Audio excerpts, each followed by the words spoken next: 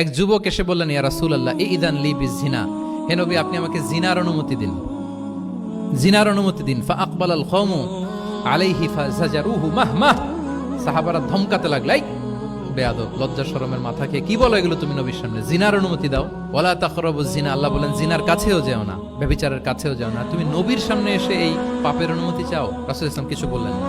একটু পরে যুবককে ডেকে বললেন, আতুহিব্বুহু লিবনাতিক, আচ্ছা তুমি যে জিনার অনুমতি চাইলে তোমার কন্যার সাথে কেউ এরকম আচরণ করুক, এটাকে তুমি পছন্দ করবে?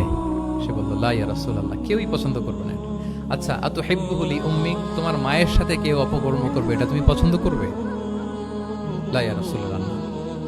আতুহিব্বুহু লি উখতিক, তোমার বোনের সাথে কেউ এই কাজ করবে, তুমি পছন্দ করবে?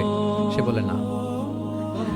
ঠিক তখন রাসূল সাল্লাল্লাহু আলাইহি ওয়াসাল্লাম বললেন, তুমি যে এই কাজের অনুমতি চাইলে, যার সাথে তুমি জিনায় লিপ্ত হবে, সে তো কারো না কারো মা, কারো না কারো বোন, কারো না কারো আদরের কন্যা, তাহলে কিভাবে তুমি এটা করতে চাও?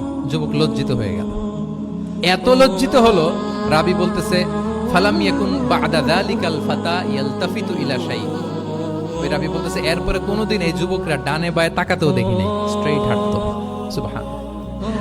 রাসূল ইসলাম দোয়া করেছিলেন তার জন্য, আল্লাহুম্মা গফির যামবাহ ওয়া তাহহির কলবাহ ওয়া হাসসিন ফারজাহ, আল্লাহ তুমি তার গুনাহ মোচন করো, পাপ মোচন করো, আল্লাহ তুমি তার অন্তরকে পরিশুদ্ধ করো, আল্লাহ তুমি তার চরিত্রকে নিষ্কলুষ করে দাও। নবীর দোয়ার বরকতে চিরজীবনের জন্য নিষ্কলুষ পবিত্র তিনি হয়ে গেছেন। তাহলে দেখেন, তাকে অন্যভাবে বুঝাইলে হয়তো কাজ হইতো না, যখন তার নিজের উপর দিয়ে বোঝানো হলো, তোমার বোনের সাথে যদি হয়, তোমার মেয়ের সাথে যদি কেউ এটা করে, তুমি মেনে নিতে পারবা?